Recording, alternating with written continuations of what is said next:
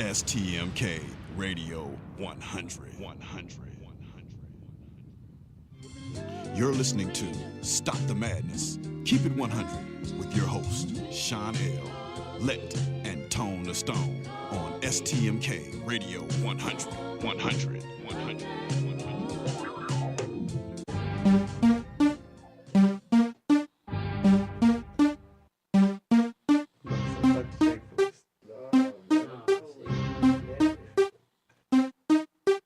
Yes, this is a PSA, a public street announcement. You are now listening to a kickback production. Light up your L's, lean back, and listen.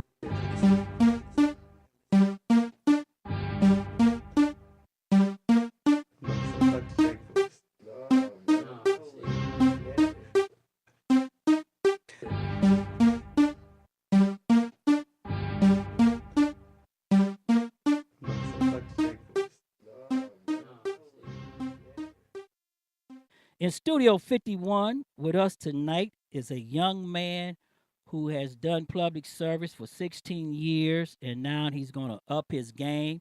And instead of talking about it, he's going to be about it. He has resigned from his job, and he has put himself out there to make that change for his community. He's not only talking about it, he's going to do the work. He's a 16-year detective for the city of Cleveland. He has a bachelor degree in urban management from Cleveland State University. He has volunteered and spent time with the National NAACP. He's the board president for Ambitious High School, and his platform from South Euclid is one that has to be reckoned with. Better and more recreation facilities for youths and kids in the city, better housing for their residents, and better safety. He wants to make it better for businesses to move into the city, and he wants more transparency and accountability for the city on its budgets and finances. Ladies and gentlemen, with me tonight in Studio 51, I want you to welcome Mr. Curtis Orr. And Curtis, I want to thank you for being with us tonight.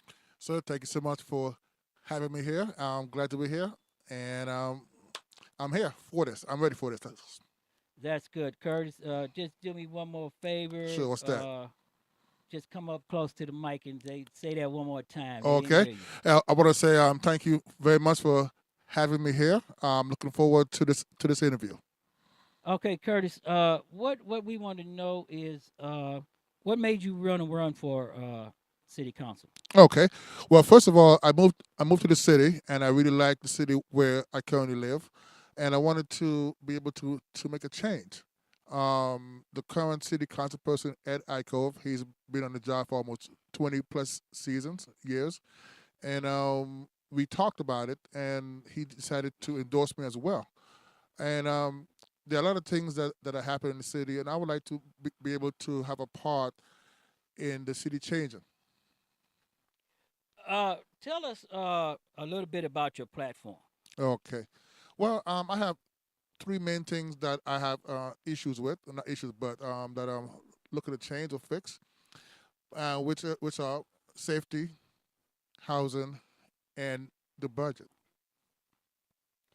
When you talk about safety, housing, the budget, let's go into this a little bit. South Euclid, for everybody to understand, is a inner ring suburb in the city of Cleveland, Ohio. It's about 22,000, maybe 23,000 people to live in the city. It's 42.5% black, 52% white, 2% Asian, and 3.5% of other races right there. So it's a mixed suburb. Curtis, some of the problems that our inner ring suburbs are finding now that they're dealing with, that Cleveland has to deal with, is housing. So let's go right there to the housing market right there. In South Euclid, due to the foreclosure and people walking away from their houses, a lot of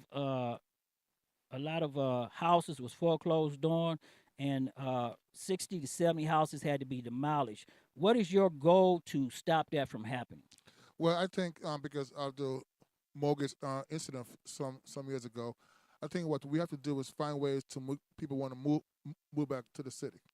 Um, Saduka is more of a bedroom community, and which is people usually live there and drive to another city to actually work. And my thing is to the point we have to make it. Why would someone want to move to South Euclid? And I think one of the reasons why we don't have enough, I believe, enough facilities for people to make this an actual bedroom community. So when we look at this, the sitting councilman, Mr. Icro, 66-year-old, he's been there for 28 years, and he's been a dedicated service promoting diversity, progressive government in the city, and he deeply believes that each generation deserves to have their own leader that is committed to their social justice and equality. Now, when you look at Curtis here, and from coming from Cleveland as being a police detective and in law enforcement, this gentleman right here gave a scathing a report for Curtis. He said he's supporting Curtis or because he brings a unique energy and experience to promoting our shared vision for the city. He's committed to residents who he, as being a police officer, served on council, and being the first to do this will bring wealth of information regarding operation of police departments and dealing with juveniles and crime. Curtis also has a vision that will set South Euclid on its proper course. Now, Curtis, that's a scathing recommendation right there from a 28-year sitting councilman. So your program must really, really be good on that. So when you come into, let's go back here to, you said recreation and improving facilities. What's going on with the recreations and the facilities that you want to change? Okay, well, one of the things that I have an issue with is that we have, I believe, 6 baseball slash softball fields, 2 dog parks, and no basketball courts. Not at all. Not in the whole city. And one of the things that, as I'm walking and I'm campaigning, almost every other house there's a basketball court in a driveway, and they're like, wouldn't you rather play somewhere else and play in the park with everyone else? And everyone says the same thing. And the ones who don't say it, the ones who complain it, they're tired of hearing the balls bouncing in the driveway. So one of the things that I would love to do, the community center, which is used but not as often as it should be used, is to expand it to include an indoor track and a basketball court like the Carnival Rec Center is. Now, South Euclid is partnered with Lyndhurst for their Correct. recreation things, and they have something like the Lyndhurst South Euclid Recreation. So, are you you're going to stay in the partnership with them, but you want to bring more activities into your city instead of having it out in South Euclid? I Well, mean, Lyndhurst. yes, exactly. I mean, one of the biggest issues that I do have is that, yes, there is a YMCA, but if you're paying all this money in taxes, why should you have to pay for a family of 5 to go to a YMCA? I think, there's only so much money a person can just keep spending. After a while, it's like, we've had enough. I'm going to move to another city in which the taxes are the same, but I have facilities that my kids could go on play. Now, voting is next Tuesday, and I want to say this right here to keep on this with Curtis. Curtis, you bring a unique experience to council and to this running platform as being a member of the law enforcement community. Correct. You are aware that urban cities and inner ring suburbs and outer ring suburbs for years has been doing what is known as the broken window policing theory. Correct. Okay. What would you do to change that theory in South Euclid so you won't have the same problems the suburbs like Euclid and Cleveland Heights and other suburbs are experiencing right now? Well, one of the things I think I would love to do is that we have a lot of abandoned property because of the whole foreclosure process. What I would like to do is simply get programs in which tax abatements for students who are leaving Case Western, John Carroll, or even Notre Dame to move into the city. Especially guys who are finishing college and they're becoming doctors, in which the city is about 10 minutes away from from Cleveland Clinic and University Heights. So that's what I would like to try and get my younger people to move into the city. Now, when you look at this right here, the median income for a family in South Euclid is about $59,000. and the medium house selling there is about $140,000. So when you talk about taxes and the tax base, you have the tax base there, and you have medium income residents working also. Hmm. When what are you going to do to relieve the pressure on them for our taxes and maintaining services if you're able to do that? Well, I think that goes back to as far as bringing more people in to the city. I think what it is that as I'm campaigning almost every single day, there's at least two houses on this street that's empty. At least two. Okay, that's zero tax dollars that's coming in. Okay, so what we can do, like I say, is try and bring people in. Want to see that we have facilities like a rec center. We have different facilities for everyone, for a whole family to actually enjoy. Hey, let's move to South Euclid. I think South Euclid's biggest problem is that we don't have an identity. When you look at other cities, Beechwood, you think of Beechwood Mall. We think of Lyndhurst, you think of Legacy Village. Even Cleveland, you think of Tremont, Ohio City, you think of East 4th Street. The thing about South Euclid, I think we have to somehow build or have some kind of identity. So when we say, hey, let's go to South Euclid to do this. Right now, I don't see that. And for us to bring people into South Euclid, we have to give South Euclid some kind of identity. Say, hey, you know what? This is what we have. I want to move to South Euclid. Now, going back to your platform on housing, what are you going to do as a councilman to ensure that absentee owners are held accountable for their properties and the taxpayers of South Euclid do not get left with the bill like they have been tearing down these houses with taxpayers' money? Okay. Well, I think South Euclid, unlike Cleveland, hasn't had a problem with as far as tearing down houses. I think there have been a debate within city council right now as far as to figure out problem homes. Should we find the present homeowners or the people who are actually living in the home? And what's happening is that they're constantly. I think people want to find the homeowners, but that's like punishing you for something that your kids did. Right? But 16% of the housing in South Euclid has been foreclosed on. So with the elderly residents that you have there, Mm-hmm. with the economy the way it is, and most of them being on fixed income now, Correct. they can't fix up their property. They are in tax problems. Probably is the city thinking about getting programs for them to help them come out of tax problems, to get their property up to code, and to get them back in a position where they can without worrying about getting fined or put the house so the city itself won't be on that status of foreclosure and raggedy houses? Well, I think our housing department does a pretty good job of what they do now. I think what we need to do is to somehow expand what we actually have. To the point that we are helping people who can get their homes fixed with a small, low interest loan or some kind of a grant to help people who cannot get their homes fixed. Now tell us right here, most people don't know where Ward 3 is. So tell us where Ward 3 is in South Euclid. Okay, Ward 3 starts from Mayfield going south to Bayard, and it's from the best way to say this is from Warrensville going east. Okay. So it's like from what's that? Stonehaven, Bayard, and South Yes, Green. Okay, the correct. borderline, and then Warrensville Center borderlines at west. No, Warrensville Center is the borderline. Yeah, I'm sorry. Yes, it is. It It's west. borderlines west. Yes, I'm Okay, sorry. that's what Yes, I yes, thought. yes. Okay.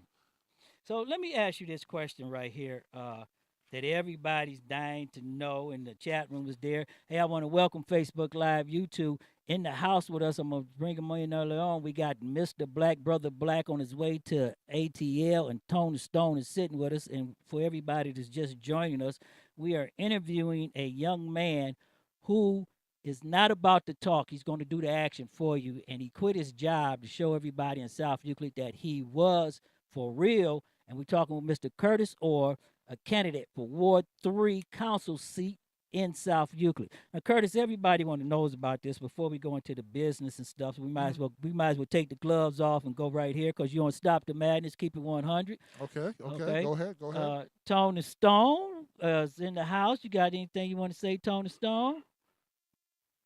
I don't think my mic. So there we go. I don't know. I'm kind of coming in on the back end, like, so I'm trying to listen to hear. But if I got any questions, I'll chime in. Okay, please. Right. Please. So, what we want to know right here, I'm gonna bring it right here because I have before me right here is the new Cleveland Police General Order of Bias-Free Policing. So, what I want to do is I want to go off of that, and I want to ask you a question here. What are you going to do to improve the relationship between law enforcement and the community and the young people in the community? Because that is where a major problem is. Because we went out and talked to a lot of people Okay. about the broken windows effect. So we're going to talk about a little bit about the broken windows effect. So what I want to know is, as the newest councilman coming in as a law enforcement officer for 16 years, you have a unique idea where the problems is, what you need to come into, how you to get with the police department and get them into the community-based policing Okay. out of the broken one form. So tell the people of South Euclid, what is your idea to improve that relationship? Okay. Well, one of the first things, for the first issues that I did notice when I spoke to residents was that they couldn't name a police officer.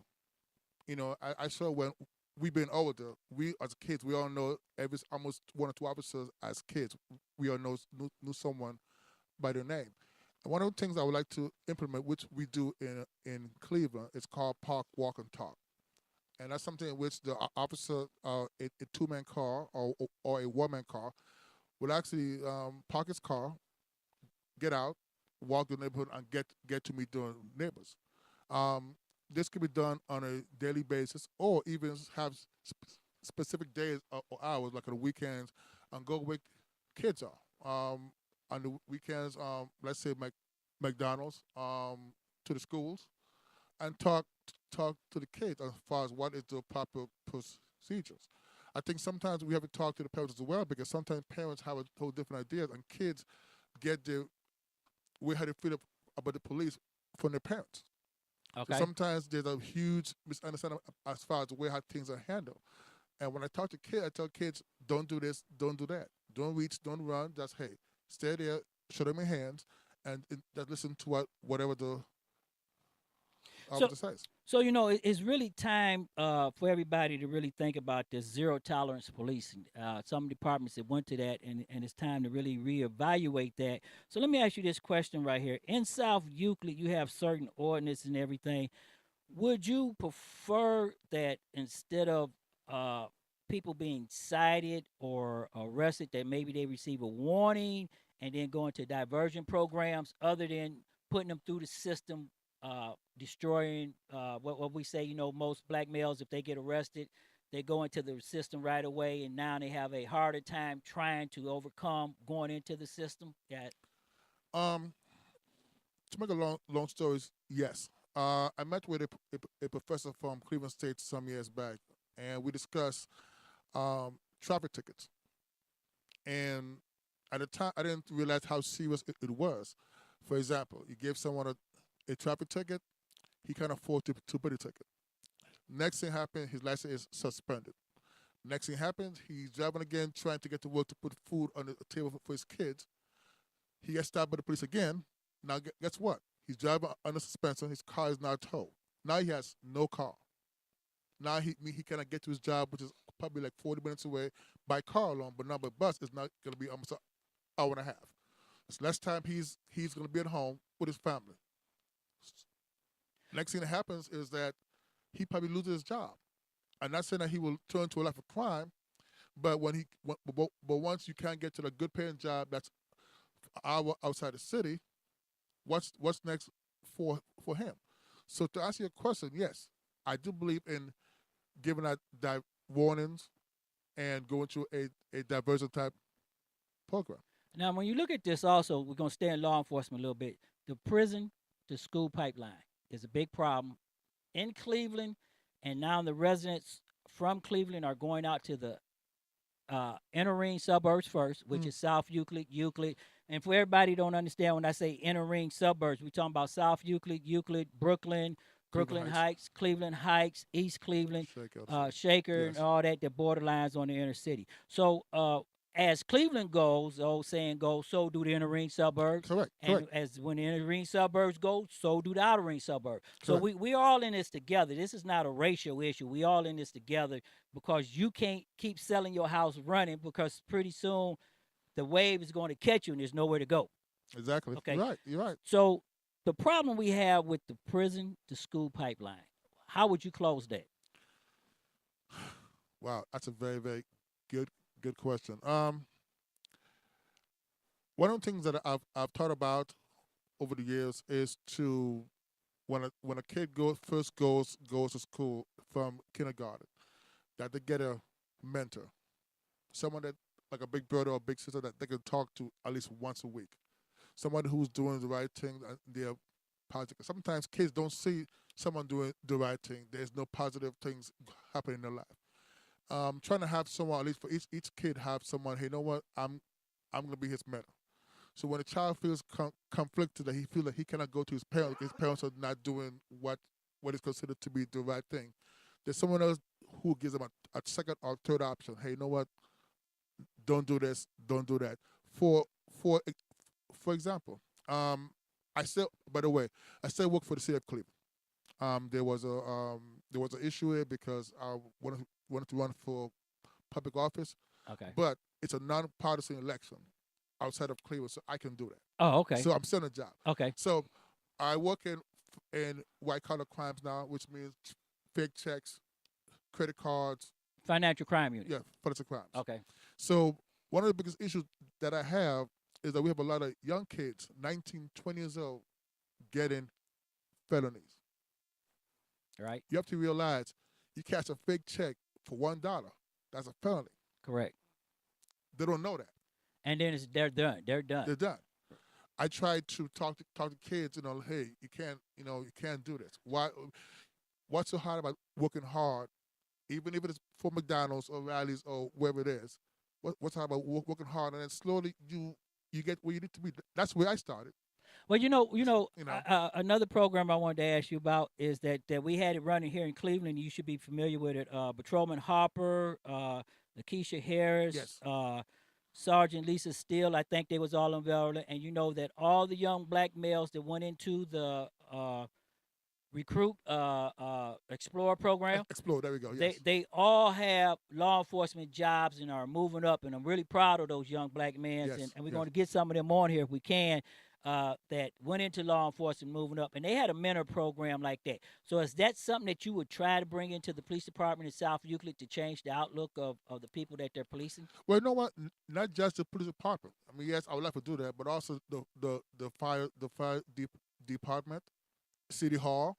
What's wrong with having kids there for half the day, working at school, and then after hours, going to city hall, learning how to pick up the phone, learning how to answer calls, learning how to be professional. Right, and that is a good thing right here. So when we go back down here too, while we still on this thing of law enforcement, community CompStaps. I don't know if you're familiar with that, but CompStap is the computer that analyze crime and tell police where crimes is more frustrated to we put more police officers at. Okay. The base is for a lot of the complaints is that people out of the community coming into community policing it, but not policing it with the caring of having a vested interest in. Okay. Correct. So when you don't have a vested interest in something, you only treat it as a paycheck. So the question is that how are you going to change that attitude through the chief of police and work it back down into the foot soldier that's out there as the councilman? A lot of your constituents are going to be calling you with their complaints of, hey, this officer up here really, really doing something. How are you going to guide them through that, and how you see to prevent that problem before it start happening? Well, to answer your question, I think one of the things we have to do is have, as we all know, if you file a complaint against a city employee, it goes through a process in which the case is actually investigated, and depending on what is found, it is dealt with. I think that once you hire people who live in the city, they already have a vested interest in that city. Okay. Okay. I'm not saying that if you're from outside the city, you won't. But if you're from the city, you have a more like when I first came on the job, I walked my street where Okay. I actually live, Okay. and I made sure that hey, cars won't park that wasn't supposed to be parked there. I made sure guys who were drug dealers didn't do what they were supposed to be doing. And plus, you had a better interest of whose kid was so and so when you said say Exactly. something. Okay. Exactly. So that's one of the things, I think that people have to get a vest. That's why I really love the whole park, walk, and talk. When you get out the car and talk to people, they're like, okay, well, I know Officer Orr. I know Officer Harris. I know because, he came to my house. He bought me a pop or whatever. The thing about there's no one-on-one interpersonal relationship with officers and the residents.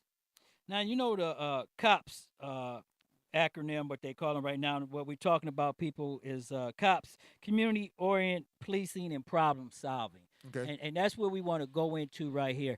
Now as a councilman, and you're a law enforcement officer, so and this is a big issue with President Trump and the DOJ and Attorney General. There's an ordinance before council right now that the city of councils has been attempting to iron out that deals with the constitutional rights of freedom of speech in South Euclid. Okay. The council committee right now is trying to wrestle with an ordinance that was made back in 1957. Okay. So tell us, what is your opinion on that ordinance? Have you studied it? Where you going to come from with it, and what you think about it? Well, just to be sure, which ordinance are you talking about? The ordinance we're talking about right here is the ordinance where people where the wait a minute, let me find it right here. The ordinance where a notice have to be on all city buildings and inside the outside of city buildings where protesters have to get a permit from the mayor, and then the mayor would tell them where they can protest at. And that exception would not require, the only exception that requires a mayoral permit is protesters holding non-commercial signs at least 100 feet from exterior of city buildings, and they can't sit in a car. So if you're familiar with South Euclid, there's a gentleman that's protesting the police right there by the fire department on the parking lot of City Hall, and he's been cited. The courts have dropped the things, and they're going back and forth through that thing. And they wouldn't cited him under that 1957 ordinance that they're trying to say that he needed all this. But now they want to say that the mayor has the authority to say who has to have a permit and who doesn't have to have a permit. Okay, well, here's my whole thing about that. I think that's all. It's all freedom of speech, and I don't believe in giving one person the complete authority to say this person cannot or cannot do this. I believe that should be something that should be voted on by city council, if anything, not just one person. Now we're gonna move on in your platform, because you got a good platform that we want to talk about right here. Okay. Fostering a positive relationship with business owners and stockholders. Those are people that's already in South Euclid, so let's go with them first before Okay. we talk about bringing. So, what is your idea, and what is your plan to keep businesses in South Euclid and keep the owners and businesses people happy, where they feel that they are in a good place to stay? Okay. I've spoken to many of the businesses on inside Euclid. Most of the businesses are all based on Mayfield Road. Mayfield Road is probably one of the most traveled streets in Northeast Ohio. Okay. Okay. My thing is that we have a lot of cars going through on Mayfield, and they're not stopping. They might stop to go to Marks or Giant Eagle, but they're not stopping to go to the other stores. One of the things that I would like to do is that we have very wide sidewalks. I would like to be able to have booths from the stores, or for example, there's a cafe. I want to be able to have a boundary which people could sit outside and drink coffee outside. Right now, she can't get a permit to do that. There are other places that has bars that has those who have the ability to do that. I'm not sure what's the difference, but everybody wants to be able to show the benefit of all that traffic. You want people, instead of people just simply driving through, they're stopping. Right. You want more people to participate. Yeah. So, are you offering them some incentives such as tax? Well, those are guys who are still there. Oh, okay, Okay, but another problem is people who want to move there. The problem is that the rent is way too high. okay. That's what we have a lot of empty storefronts in South Euclid, and the biggest complaint was the rent was too high. And that's where you come in when you want to increase commercial unit occupancy inside the city. So Exactly. so to do that, are you offering tax incentive like Cleveland do, debates or rebates? And Well, you know what? It has to, I guess we have to talk to the owners of those properties and figure out a way how we can, like you said, tax abatements or rebates or something to make them. Hey, you know what? You shouldn't have to charge. I understand it's a high traffic area. I do understand that, but you make no money if there's nobody in the stores. You make no money at all. right, and then when you look at this right here, also your businesses, is it are you get a program where the businesses are community because you are a residential community Correct. mixed with business? Correct. So are you trying to get the residents and the businesses together so they can coexist together and have a cordial relationship?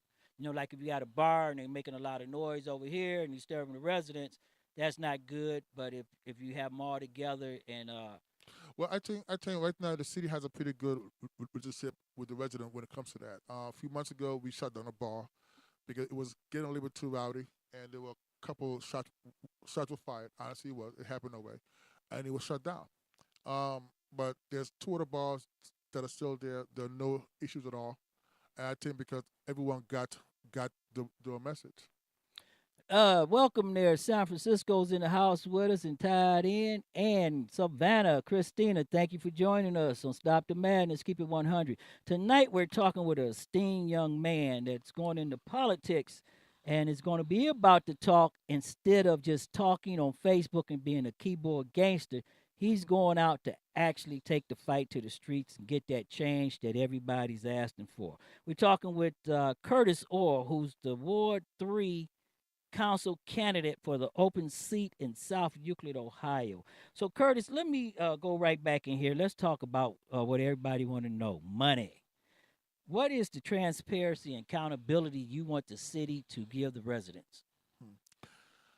Well, I think one of the biggest issues that we have had is, as far as transparency, is having to make sure that when we have money or bills put on, so we can have taxes, new taxes, the money goes where it is supposed to go. That's one of the issues that we've had, and we have to try and make sure that if we are to move the money somewhere else, that the residents know prior, not after. So, you talked about the review of the budget. Is the budget reviewable to the residents or before or after it's voted on? I think after. After, so Yes. they actually don't know what's going on No until one. after. Let me just take that back. I'm not really sure. Oh, I'm not okay, really sure. Let me make okay. sure. Yeah. So when we come back here as the city of South Euclid, right now, uh, there's 52%, only 42% of black residents in there. That number may tick up to a higher It is. thing. So, what are you going to do to ensure that those residents have an economic opportunity in the city of South Euclid when they get there instead of locking them out? Well, South Euclid, like I said before, is a very unique city. Um, it's hmm, it's a bedroom community, more or less. We don't have that many much. We don't have that many more openings for new houses. We Okay. really don't. So everything you see is what we actually have. Now, the biggest thing is trying to make residents feel at ease and make them feel like this is where I really want to be. Um, there are people who want to stay inside Euclid. I met a young man a couple of weeks ago. He has a business. He wants to be able to keep his business in South Euclid, but he's unable to find any way to keep his equipment. Now he wanted to put it in his garage in his backyard, but of course the city wanted to have it being labeled as it's not a business. It's not zone. Zone for commercial zone property. Exactly. Commercial property. But my thing is, if it's in a garage, what difference does it actually make? Now, this is a question that you want to look at that also dealing with commercial trucks and all that. But let me go back here for a minute when I ask you this one question. About 6.7% of the families, or about 9.3% of the population in South Euclid, is at or below the poverty line. So, in order to bring them up to where maybe they can have this opportunity or programs in the city, are you thinking about getting programs together to help the poor in the city? Maybe food programs, there again, housing programs where you go out to the houses and help them, because I don't think they're homeowners. They may be renters, Correct. like that. So those are the ones that feel that they're being left behind. Is South Euclid going to try to get programs to bring them in so everybody can enjoy the fruits and labor of the city and the tax dollars? I would think that we should, and I think we would. One of the biggest things that I always tell people when I knock on the doors is, have you been to a city council meeting? And the answer is always no. And I always tell them, people, we will not know what your problems are unless you come and tell us.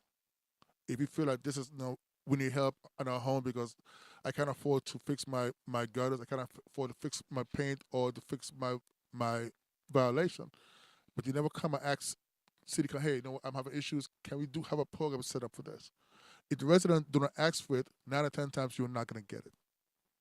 Okay. So let me go here, right here. As a new councilman, I love this question right here. Okay. Day one, because you are probably going to get elected, so I already know that they can't get a better person. The 28-year council person sitting in the seat has already said that. Day one, when you walk into office, what is your plan for the city of South Euclid and your constituents that put you there?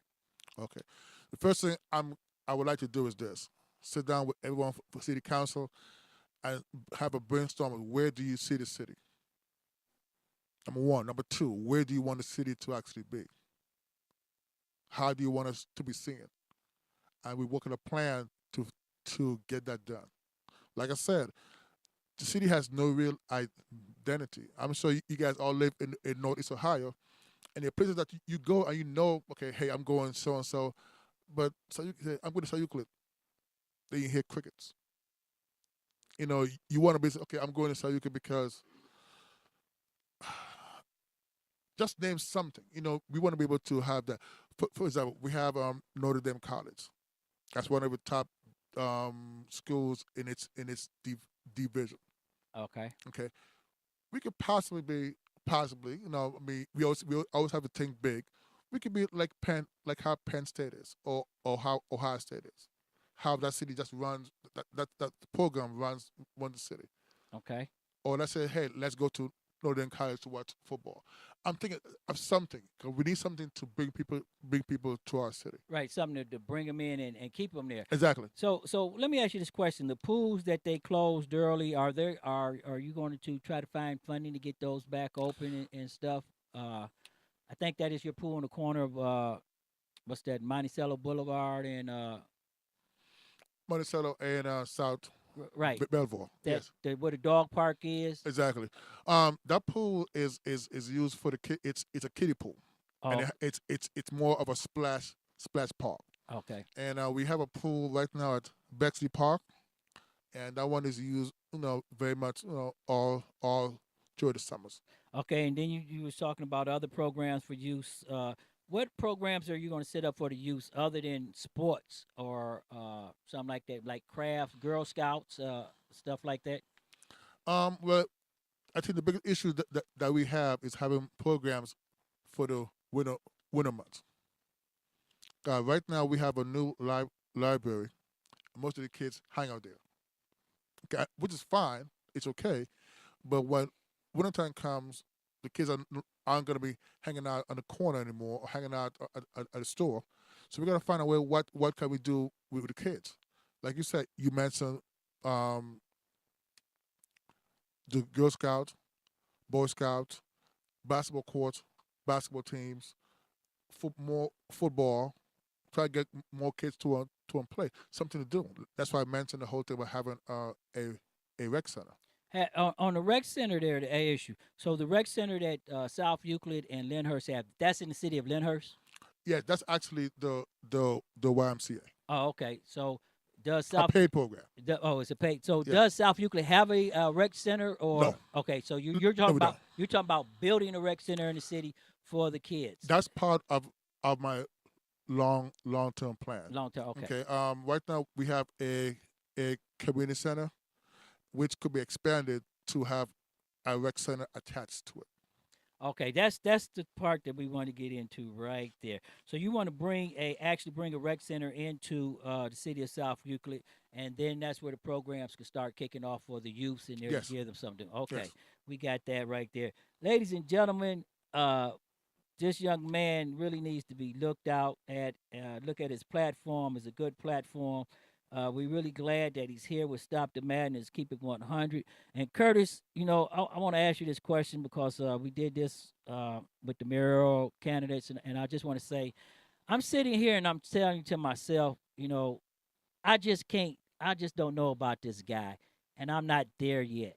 The people that's backing you, the people that's going to pull a leather for you. So, but I want you to talk to the people that haven't made their mind up or doesn't know if you're the candidate that they want to vote through. So I want you to tell them why they should go into that booth and vote for you as the Ward-3 councilman for the city of Euclid. Okay, first of all, I do care about the city. Second, I'm not a puppet. Okay, I'm a police officer for the past 17 years.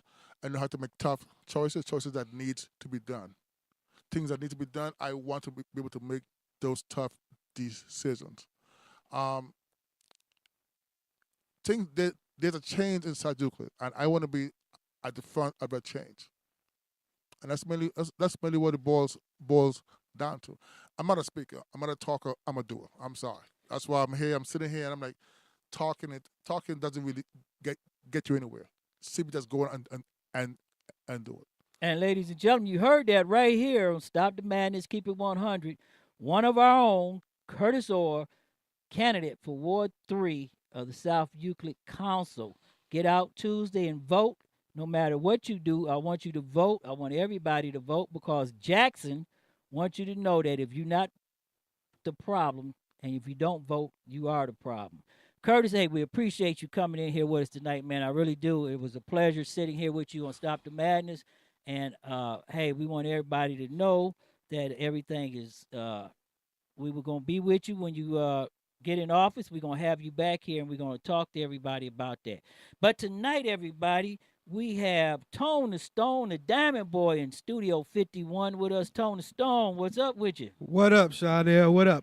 Thank you for coming, Curtis. Thank you, Sorry sir. I couldn't hear all the interview, but good luck to you Thanks so much. in your campaign.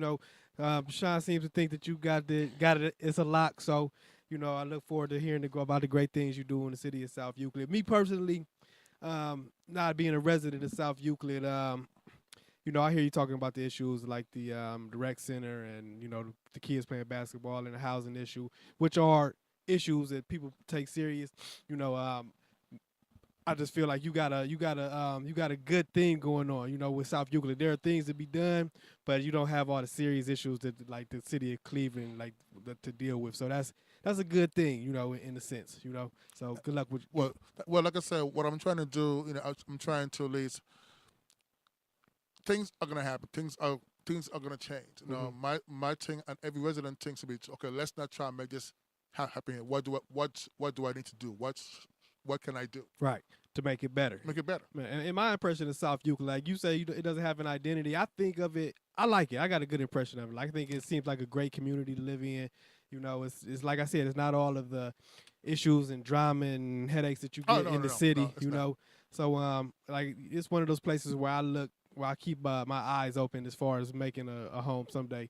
But like I said, good luck to you. And hopefully, if I do get in, and I'm able to implement half the things that I want to, you won't have no choice. Hey, you know what? I'm moving to South Euclid. Right. Exactly. Right.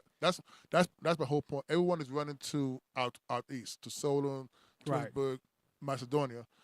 Why can't I be South Euclid? Right. I don't see nothing wrong with South Euclid. Okay. So if you can make it even better, hey. you know. Hey, he will make it better. But also with us tonight in Studio 51, sitting in the funny chair, Mr. Black, a.k.a. Brother Black, on his way to the second Lorenzo Chocolate Black. City ATL. Mr. Black, I want to thank you also for being with us. And you know what? We wish you all the luck, man, while you out there on tour, up on stage in the ATL, knocking it down. And we want you to know, man, hey, we appreciate you being with us for the last 3 weeks and showing us some love and being here with Always. Stop the Madness. Ladies and gentlemen, that's Brother Black, a.k.a. Mr. Black. Yeah, what you got to go ahead and come on in here and tell our people how much you love them. Lorenzo Black, man. Check me out, man, on stage somewhere near you, coming soon. I want to say, I want to thank Mr. Curtis here, man. I like what you're doing, man. I wish Thank you, sir. Thank you very much. I wish you luck, man. The whole way, you know, I know that's gonna be a little bit of, you know, a little bit of tough job, having a lot of weight on your shoulders along the way. But you seem like you got your focus on right. I like what you said though. You said you ain't much of a talker. You know, you a doer. You about action. You know, you about affirmative action. I like that. I think South Euclid got something good coming. You know. You know, one of the things I always say, I'm not a career politician. I'm not. You know, I think after a few years, after 3 or 4 terms, like, okay, 9, 10 times, there aren't any new ideas unless you're constantly learning, constantly going to other cities. I said, okay, since he does this, let's try this. You know, I mean, you just cannot. I think, you know, that's why I kind of believe in term limits as well, because you have to realize that after a while, you don't have any new ideas. And somebody who comes in who's younger, older, or whatever, but have different ideas. That's what makes us city grow. Right. You got to Right. keep it fresh. Keep it fresh. Exactly. That's good. Now, you said you're not a career politician. You've been a cop for 17 years? 17 years, yes, sir. So, and you're a resident of South Euclid, I Yes, take it. yes, so, correct. and now you're running for the council position in South Euclid. Do you think, you know, eventually when you retire or when you quit the police, you think you'll come and try to do politics in the city?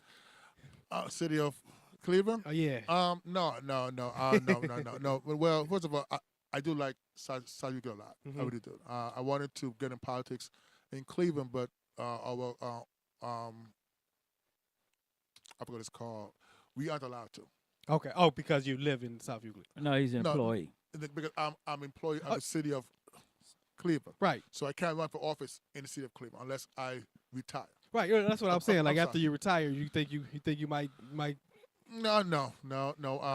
I love Cleveland. Well, you know, I'm not South Euclid. well, you I know, love South Euclid. Curtis might have aspiration to be our next senator sitting downstate. I know he can do a lot better than a lot of them. You know, you can go down there and really make some changes because it's time to make changes in Washington. Well, you know what? I think there's a lot of things we have to learn. I think we there's so much to learn about as far as how to make laws, how to write legislation, and that's what I would like to. That's what I would love to actually do. So everybody, that was Curtis Orr, 16-year veteran of the City of Cleveland Police Department, getting ready to be the next councilman. So he's getting ready to leave Cleveland. Y'all getting ready to lose a good detective because he's getting ready to be the next councilman in South Euclid and Ward 3. And Curtis, hey, I would like to take this time right here, man, and thank you very much for coming with us and being on the show. And once you get elected, we really do want you to come back and sit down with us and let's talk about the problems and maybe we can get some programs together to help you out with it and get your word out. And then we can talk about what's going on. You can tell us what's going on in South Euclid and the changes that you made. Okay, that's fine. You've been listening to Stop the Madness. Keep it 100 on STMK Radio 100.